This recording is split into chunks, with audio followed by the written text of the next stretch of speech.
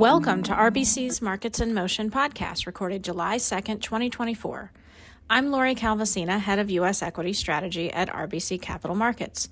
Please listen to the end of this podcast for important disclaimers.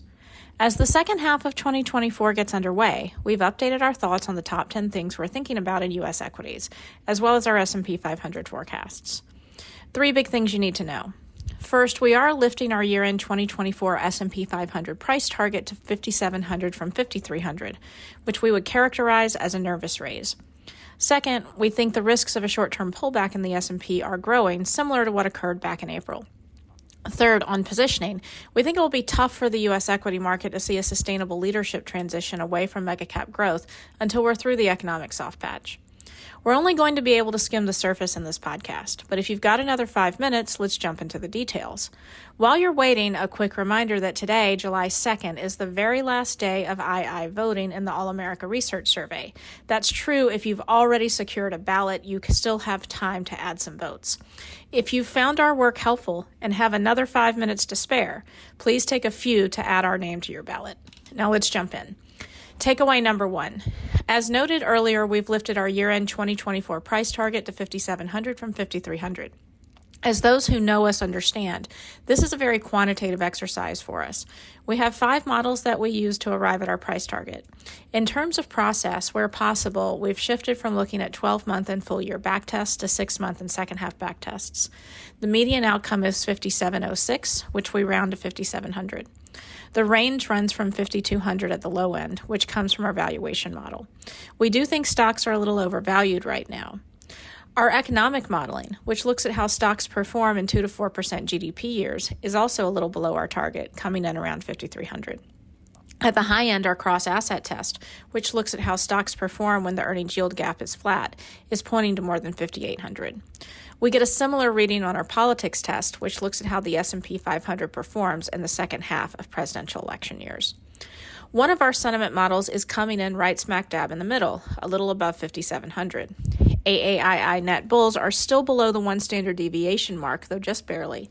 That's in a range typically followed by a 4.5% return on a 6-month forward basis in the S&P 500. As noted, we've not put out a 2025 target yet, but we have looked to see what our models are telling us about 2025 full-year returns and 12-month forward returns. The median outcome of our modeling is 61.59. We once again see a range of outcomes with 5,900 at the low end and close to 6,400 at the high end. 3 of our models are clumped in the 6,100 to 6,200 area.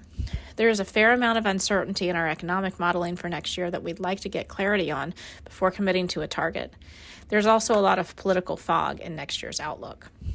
As a reminder, we do view price targets as more of a compass than a GPS, a signaling mechanism that's really designed to help provide some structure on our overall message on the market. Overall, we see a little more room to move up in the S&P 500 this year. We think the market has gotten ahead of itself on valuation, but probably still has some room to run if you look at our sentiment cross-asset and political work. And if GDP growth stays healthy next year, i.e. above 2%, where there's some debate right now, our models are telling us there's a decent amount of room to move up in 2025, even on our valuation model.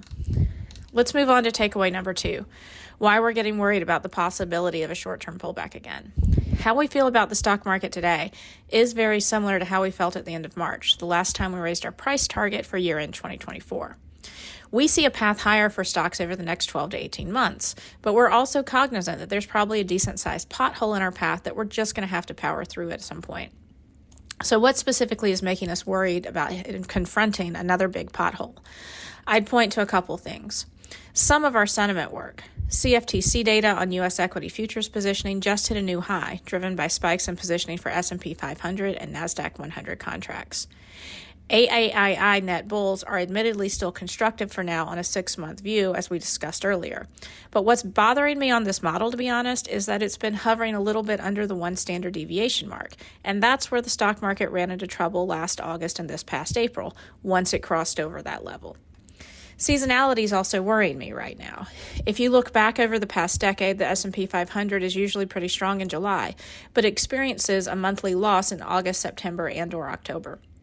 Also, if you haven't heard, it's a presidential election year in the U.S. We haven't had it yet, but we do usually see a bit of a sell-off in presidential election years before markets rally back.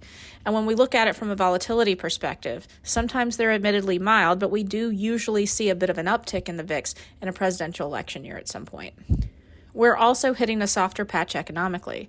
We've seen a little bit of slippage on GDP forecasts for 2024, which have gone from 2.4 to 2.3% recently. U.S. economic surprises are negative, though nowhere near past growth scare or recession levels, and consumer confidence has been taking some hits as concerns about how well consumers are weathering inflation is being debated.